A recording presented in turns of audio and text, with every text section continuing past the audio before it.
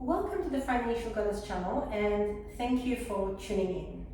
Today we're going to continue with our Cashflow Coaching mini-series. In last episode we introduced you to the concept of cashflow and we've run through some health checklists both for your business and for your feelings. And today we're going to start working with how to in our step one, which is planning your business. So there are three key success factors for your business. The first one is your ability to forecast the demand for your product or service. The second one is getting the balancing right when it comes to setting the right price, which now with the high levels of interest rates and inflation, while we have a low consumer sentiment, is particularly critical to your decision making. And the third one is looking at your capital. So whether you are at a startup phase, and when I say startup, it's any business that is up to 3 years old, or whether you are in the growth phase and you need to really start planning for your capital, they're all important. So let's start with the first part in terms of forecasting your demand. So let's have a look at some critical questions that you should be asking yourself in order to be able to accurately forecast that demand. And the first thing is, what do you sell? It might seem like a very obvious answer. If you're in accounting services, you might say accounting. If you're in medical or psychology, you might say, well, I'm selling those particular services. But what it's requiring you to do is to really drill down, because you cannot be everything to everyone. And maybe at a startup phase, you have no choice and you offer all the services and all the skills that you have. But over time, as your demand for different services grows, your ability to generate enough resources to keep up with demand can become a challenge. So really start thinking about, what do you sell? And next, who do you sell to? So who is your ideal customer? And of course, as with any business, most of the time we deal with any customer that needs our services. But time and time again with experience, it shows that if there is not a good match between you and your customers, or between their level of expectation or their perceived value for service, these are not customers that you're going to retain. Retention is very important when you're looking at forecasting your demand as well, because it has to do with managing your cash flow. If you have a high level of retention of customers, you're spending less money on marketing and you're continuing to build on existing relationships and really add value to the customers.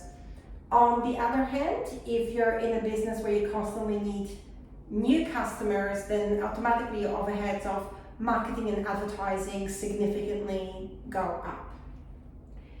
The next thing to look at, which might be a little bit trickier to judge, seeing how businesses in your industry of similar size, how much volume are they producing, or how many clients can they service? And sometimes a good starting point will be through your professional networking events. If you're attending accounting or a legal, marketing, other business events, chat to other people in your field and see what numbers they're working with.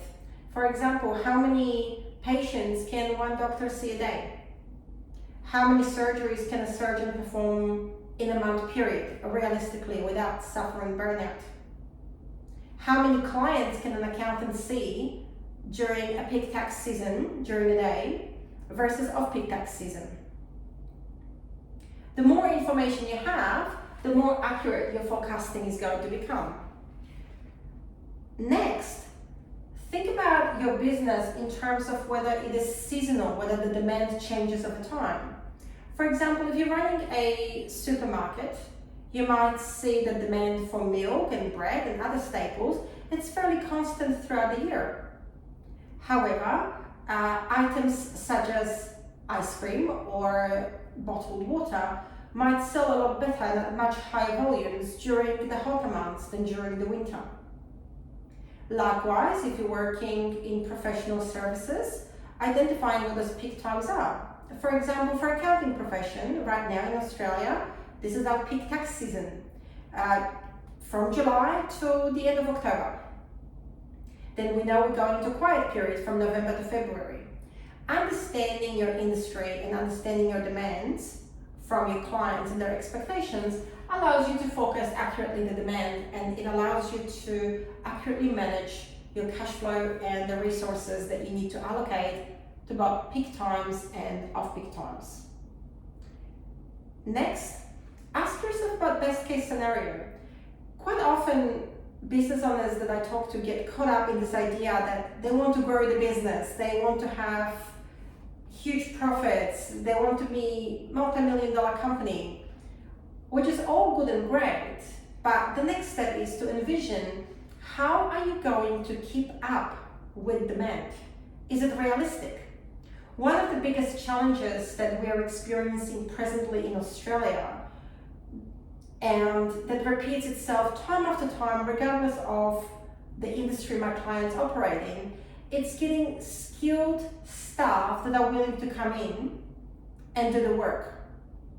So it's all good to say, I want to grow, I want to expand, I want to build my business.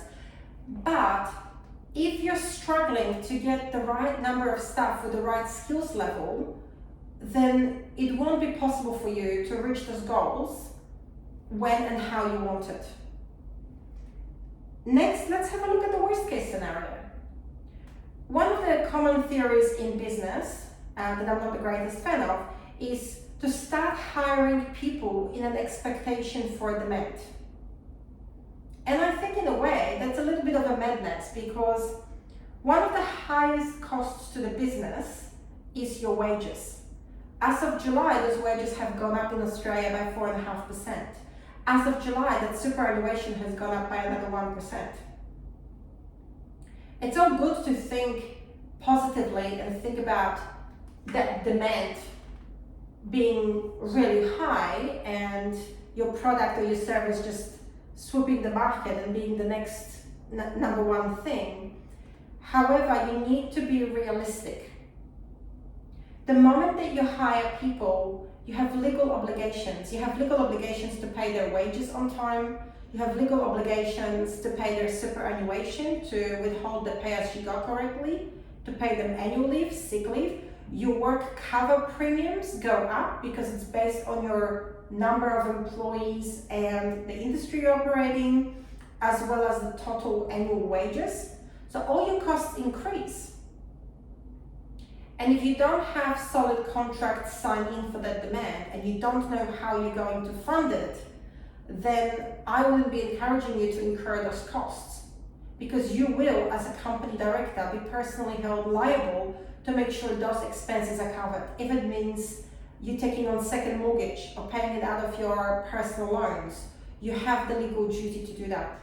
And this is the number one reason that I am not the biggest fan of hiring in expectation of a demand without any realistic expectation and contracts in place. Next, start thinking about the worst case scenario.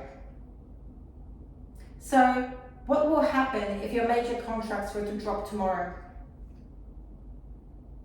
What will happen if your number one top performing employee with technical skills was to go and get a job with your competitor tomorrow, relocate interstate, go overseas, go on maternity or paternity leave? How will that affect your business? Will you still be able to meet the growing demand? How can you substitute it? Can you outsource those services? Is the skill something that you can, an agency staff can quickly pick up? Do you have a retention program in place? Next, something that we all should be more than familiar with over the last 2 years is thinking about how would changing market conditions impact you. Finally, let's move on to setting the right price. sorry, not finally, our second point on the list is setting the right price. It's all too easy. I face this common dilemma with my business clients on almost a daily basis. Because of the growth in inflation, because of the cost of running the business going up, including the cost that I've mentioned of employee wages and superannuation, it's too easy to turn on the mindset saying, well, if my cost of operating business, if my insurances just went up by 20%, if my staff wages and superannuation just gone up by 5.5%, that's easy. I'll just slap 25% increase. But it's not as easy as that. And passing all those costs is not necessarily the best decision for your business. As you can see, I've drawn a picture, not the greatest one, of the scales, which represent the balancing act. If you go with either extreme, your business will significantly suffer. If you set your prices too low, then that is not sustainable. You cannot ensure that you're running profitably, and then your business, like majority of small businesses, ends up going out of business. And you're going bankrupt and you're being held personally liable by ATO and ASIC for those ongoing obligations. If you set the price too high, on the other hand, your customers who are very price sensitive at the moment will look around for a better deal. It will be a big shock to them on their system. So what's the solution here? And the solution is to carefully understand your numbers and look for efficiencies within your business. It's actually one of the red flags for those in the know-how of financial mismanagement of the business. If the business continuously, without any real justification, keeps racking up the prices and it's not reflected in the value given to the customer. So ask yourself this question when you're looking at the price point for your business. The first thing I'll ask you, if you're your own client or customer, does that price that you have set, does that represent a good value for the customer? It's not as easy as comparing yourself against someone else in your industry because people package services differently. There's different inclusions and exclusions. That's in every industry. And everyone comes with different level of expectations in terms of your availability, the standard of customer service, the skills and experience of individual people performing the work. All of that has to be taken into consideration. So for example, in terms of an accounting business, you can't just call up and say, well, if this person is charging $100 for a tax return and this person is charging $300 for a tax return, then the cheaper option is better, or I should lower my price. Because what might be the case is that for $100, somebody might be getting a university student learning on the tax return, or maybe worse still, as a lot of accounting practices do, the work could be outsourced overseas to somebody who completely is clueless about Australian tax laws. Versus the person for $300, you could be paying for an expertise and somebody that will give you good quality tax planning advice and advise you on the substantiation requirements of the ATO and how you can best take advantage to legally pay as low tax as possible. Who will also warn you against any potential red flags and pitfalls and prevent you going down the path of ATO audits and needing to repay money back. And it's the same in your business when you start comparing your price point to the competition. What a lot of people do when they first enter the market, they tend to have no idea how to set the right price. They don't talk to their accountants.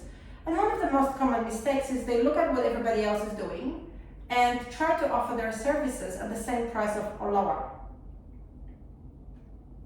Well, it's all well as a starting point, but that shouldn't be your final price point.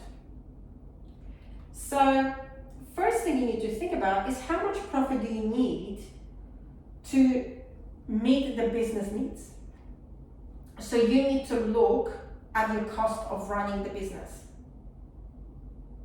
And when you look at the cost of running the business, it's not simply accepting that your current operating expenses on your P&L are set in stone. Because as a smart business owner, you should always be looking at how you can create efficiencies in your business. What can you trim down on? Maybe there is some contracts that you can renegotiate with your long-term suppliers. Maybe now you're purchasing items at a much higher volume so you can generate a greater discount. Perhaps you're an international business that is subject to volatility of exchange rates. Have a conversation with your bank about currency hedging to prevent you from having to cope those unfavorable situations with exchange rates. Perhaps you're overstaffed. Perhaps you were making the common assumption that your business will continue to grow and you started to put on more and more staff with the expectation that your business will become a multi-million-dollar business. But perhaps the work that is being performed is inefficient. Are you aware of how much time your staff are spending doing the billable work versus how much time is being spent on admin work? Can you create more efficiencies in your admin department? Or are people just buried down under paperwork that cannot be passed on to the clients? You gotta ask yourself those questions. You then need to look at the cost of producing your product or service holistically. A lot of the time, small business owners who might have some idea about setting the right price, they forget to include their own time. Your time matters. Unlike your employees who get paid hourly wage, generally speaking, most business owners, especially those in startup phases or growing business, are the last one to take the cut of whatever is left from the business. So you gotta make sure that if you're spending time working on clients, advising clients, supervising the staff work or reviewing the staff work, you gotta make sure that you fairly include your time spent on dealing with that matter as well. Next, think about how many clients can you realistically service with your current staff numbers and looking at all of their skills levels. How many clients can you personally service, and is that your goal? Do you still enjoy being the hands-on business owner? Do you still enjoy being hands-on hairdresser, hands-on plumber, hands-on accountant? Or would you much rather now step back to being the strategic person behind the business and allow your staff to do 100% of the client and customer interactions? Next, think about the buffer that you need to include in your pricing. The buffer being your profit margins.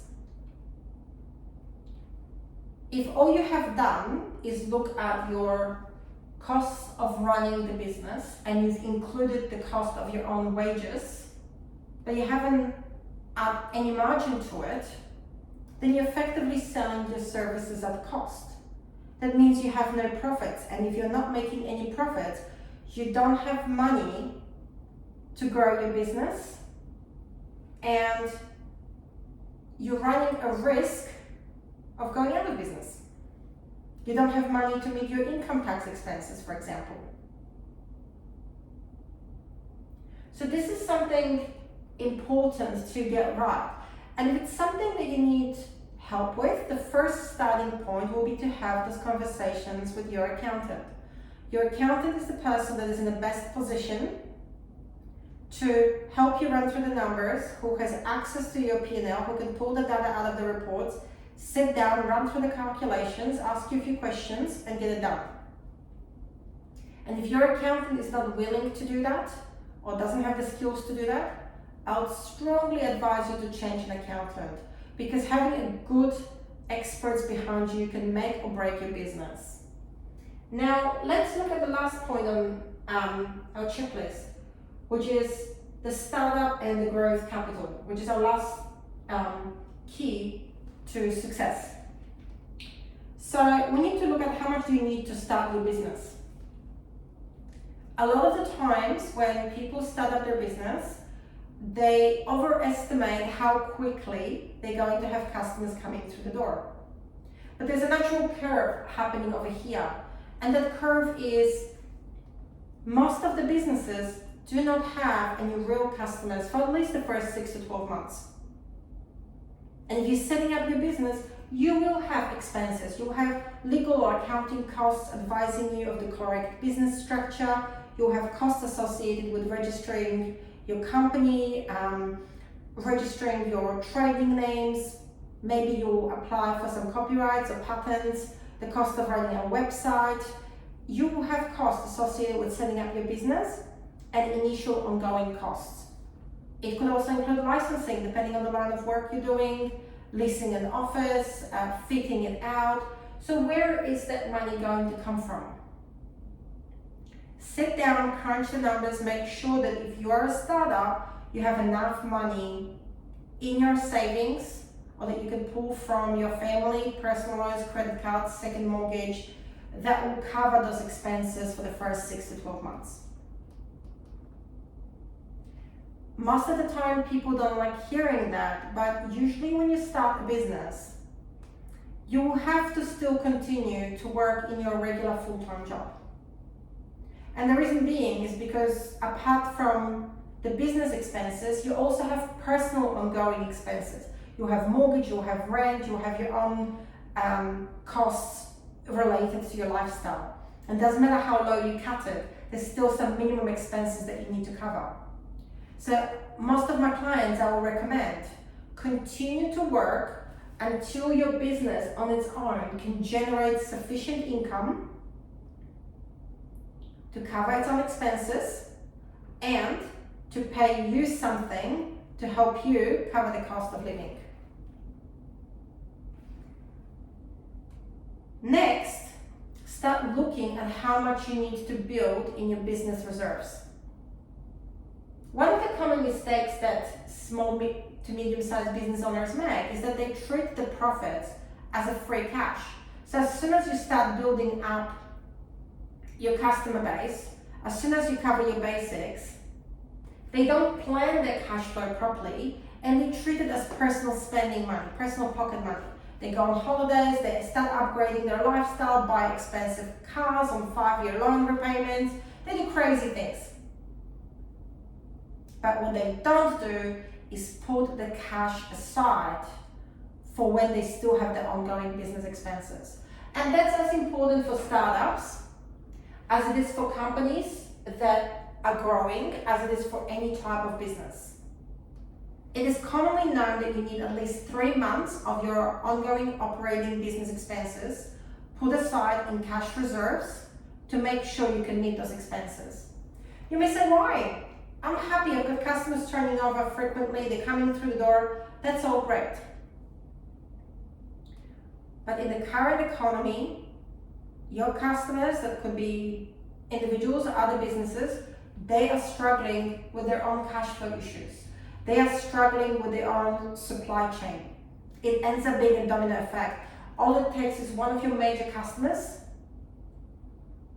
having one of their major customers go bust and not pay up, and all of a sudden you find yourself having invoices on the books but not having cash in the bank to pay your staff, to pay your rent, to pay your ongoing financial commitments, thereby risking you trading while you're insolvent. So those cash reserves are very important.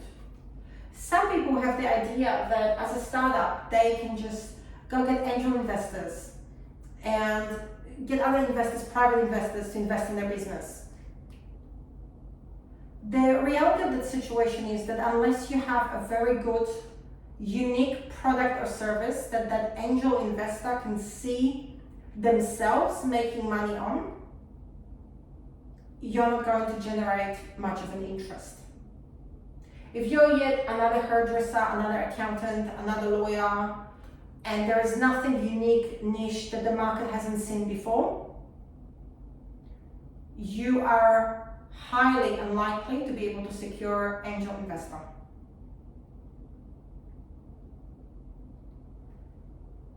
Furthermore, when you're getting angel investors into your business, it runs in a similar way to the TV show Shark Tank. You're giving away your equity. And a lot of times those angel investors are experts. Maybe they're experts in supply chain or they've got contacts, and they will want to have some executive powers in the decision making of your business. So first you're going to have a niche business with unique product or service. Then you're going to be willing to give up part of your equity, and you're going to be willing to give up part of the decision making skills.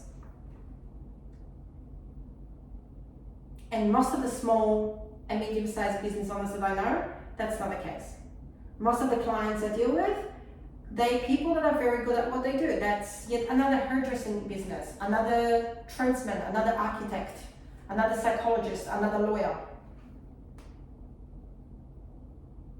So when you start thinking about your capital, when you start thinking about the funding, you really need to be realistic and do your homework as to where that money is going to come from. Next, do cash flow projections. And if you've ever gone for a business bank loan, you'll see that's one of their key requirements. They ask you for your profit and loss and financials prepared by your tax accountants over the last 3 years. But they also ask you for your cash flow projections over the next 12 months, which is one of the things that we'll normally prepare for our clients.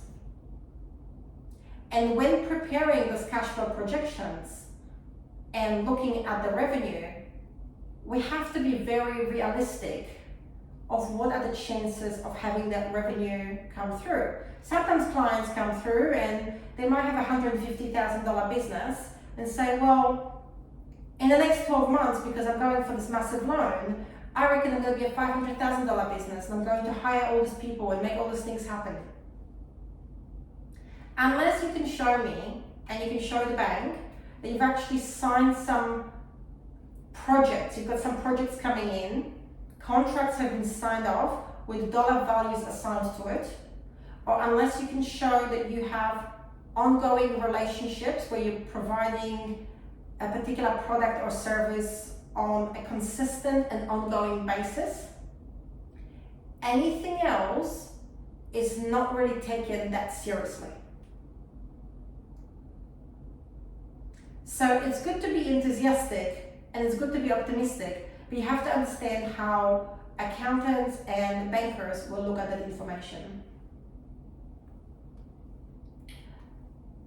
So to recap, the first step in getting your cash flow right is planning your business.